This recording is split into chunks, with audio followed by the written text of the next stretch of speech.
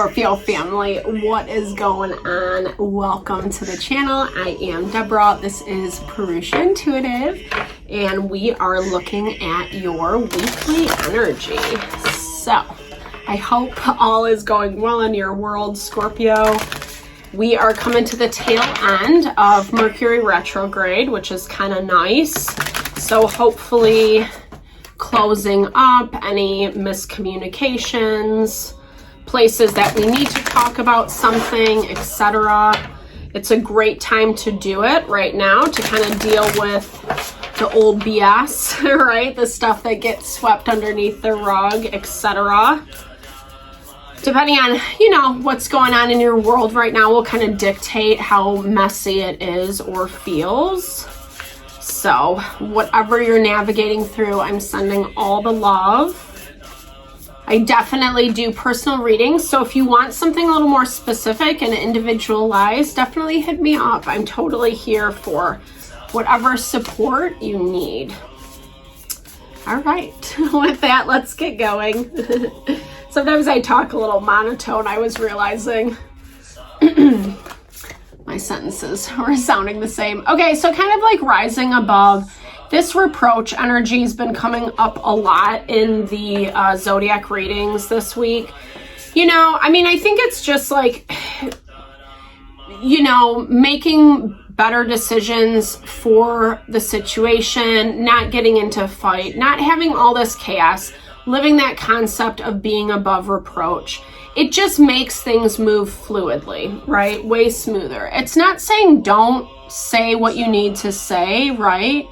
But I do feel like there is this element of just like giving yourself freedom, It's sometimes we know with people, places, and things, the more we try to explain or justify or get them to validate us when they're just not able to, right? The duality in all people, places, and things.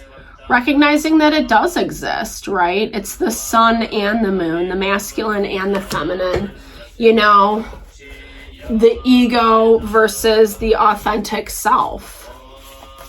It's life, right? And it's not, none of those things are good, bad, right, or wrong. It's just the nature of the beast. And this is all about kind of your evolution, your growth potential. That message has also been coming up a lot this week. And really, if we think about it, that's kind of what the hard stuff in life gives us. Wisdom, knowledge, experience. Especially when it comes to living something that's happy and fulfilled. If we're making the same choices over and over and over again, well, that can be difficult. So it's that quote that Einstein has. I feel like I quote this a lot in these videos, but it's such a good one. It's, change. Scorpio energy right there. Confirmation. The cool thing about your energy, Scorpio, is you are able to navigate it very fluidly. I think you're comfortable in your pain, in the sadness, in the suffering. Not that, that's kind of where you stay, but I think it's like, some people do a very good job at blocking out their feelings and just kind of pretending they don't exist, and that just creates like a pressure cooker. It's like, I feel like you're finding a little bit more peace and understanding in what you can and can't control. Seven of Wands, King of Pentacles. I love that, right? So finding a little more balance and stability, maybe dealing with an earth energy for some of you, Taurus, Virgo, Capricorn, the masculine, someone who's, kind of has that like fatherly, patriarchal type. Can I say that? I don't know if I can in modern day, right? Not like patriarchy in the bad way, like F the patriarchy or whatever. It's more just the value of, the masculine kind of, figure in our life. And that can be any gender, right? Someone that maybe you have a lot of conflict with, that you do have to rise above. There's just like a lot of, I don't know, taking things for granted, like some ignorance, maybe coming from both ends, you know, or just recognizing sometimes someone, they just like to fight is what I'm hearing. Dealing with someone who doesn't really, I don't know, try to be better is what I'm hearing. Maybe they like the drama, the chaos. Page of Pentacles in your energy, Scorpio, is talking about how, you know, I feel like you're striving for a little bit more balance, right? Yeah, especially with that Justice energy. You could be dealing with a Libra or on the Scorpio-Libra cusp. This is simplifying what's around you, kind of what you're navigating through. Yeah, there's our Queen of Pentacles. And in a very grounded way is what I'm hearing. Trying not to get too invested one way or the other, because I feel like sometimes when we obsess or get overly emotional around a situation, it just ends up kind of like slowing down the ability to move through it. It's better to put your time, energy into your plans, what you're going to be, what your next steps are. You know, try not to get too sucked into this other energy. There's that Seven of Wands confirmation. So, I don't know, man. This is someone who, like, yeah, I see this, it's stress, it's burden, but I feel like in some ways it is stuff that they put on themselves, right?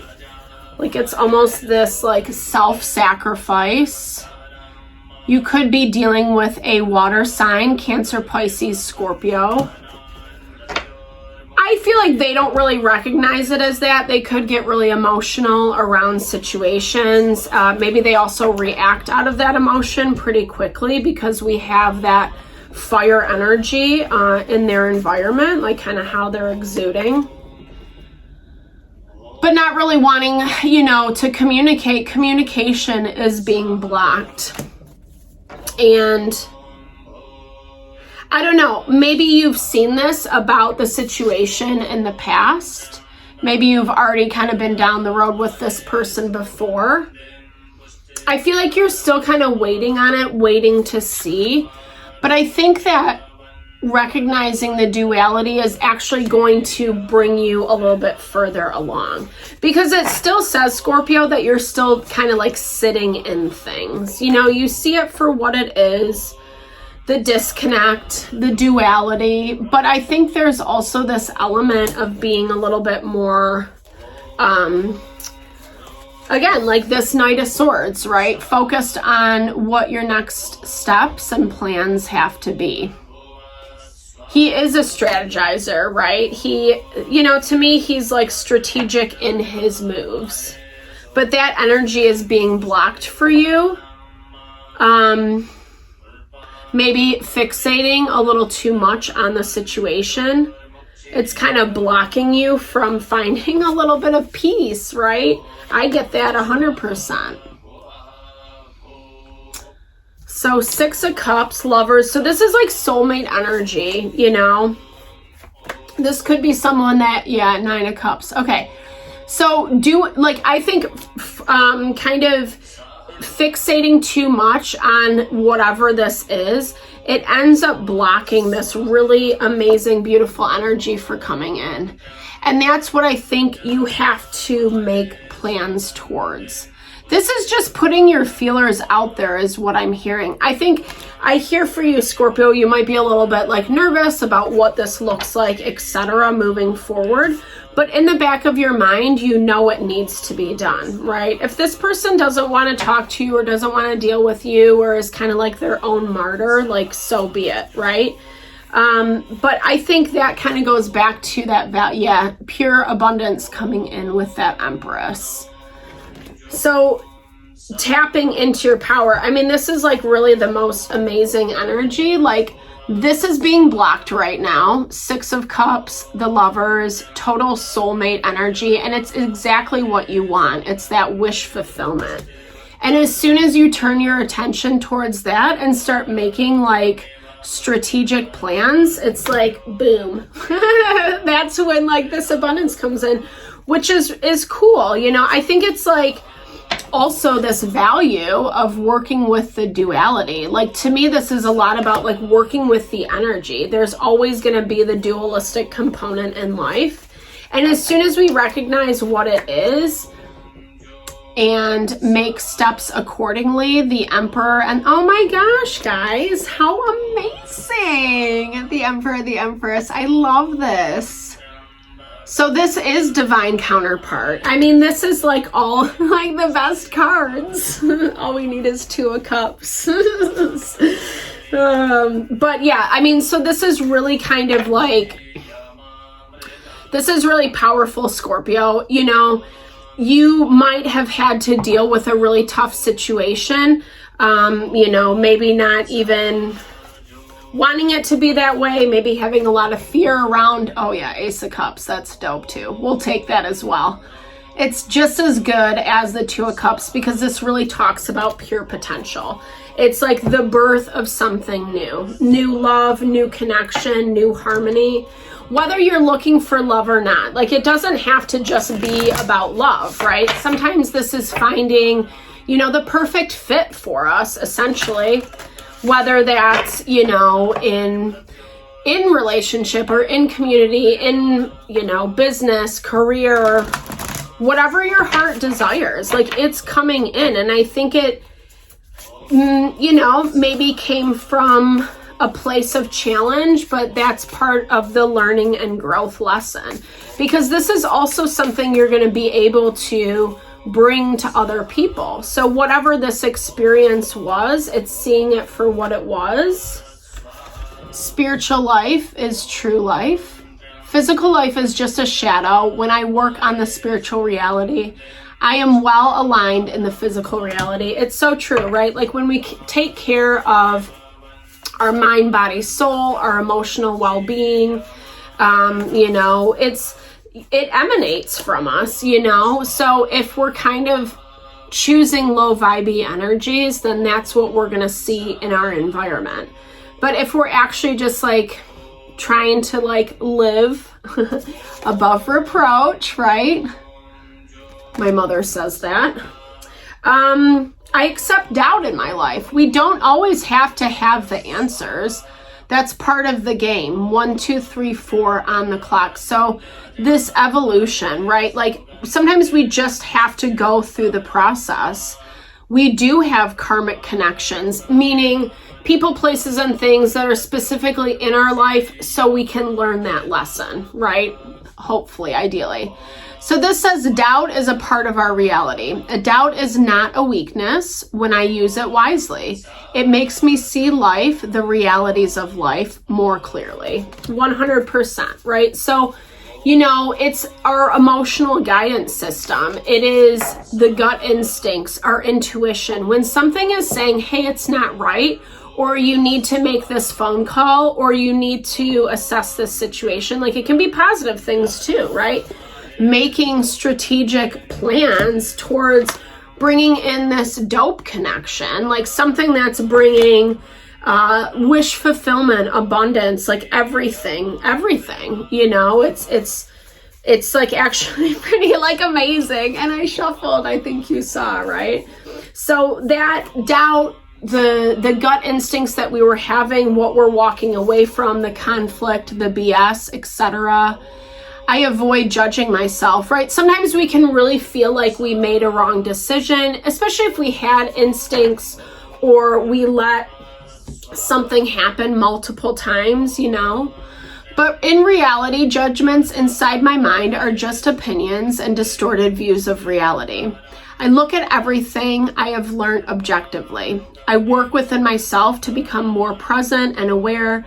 This way, self-judgment will disappear. 100%. You know, it's like giving ourselves space and grace to understand that it is a big evolution and learning lesson.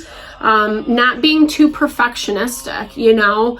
It can be disappointing to have something not go how we plan, but it's also like, if you've heard that like concept, you know, one closed door leads to an open window, you know, or something along those lines. So I feel like what you're kind of working out of, it was a part of that, you know, just karmic lesson, giving you the opportunity to grow, to evolve, to push forward. And I feel like you're, you know, what it's birthing is actually pretty amazing and beautiful. So I'm so excited for you guys. Let me know what it is. I can't wait to hear. Thank you so much for tuning in. I really appreciate just the love, the blessings. I'm totally sending that support your way, especially if you are kind of wrapping up something that was a little bit messy or whatever, you know. Just continue to move through it with reproach, right? So I hope you have a fabulous week. Big thumbs up if it resonated. Drop comments below. Let's build and grow the community. Thank you for tuning in always. I appreciate the love and support, and I'm always sending it back your way. Have a great week, guys. Thanks.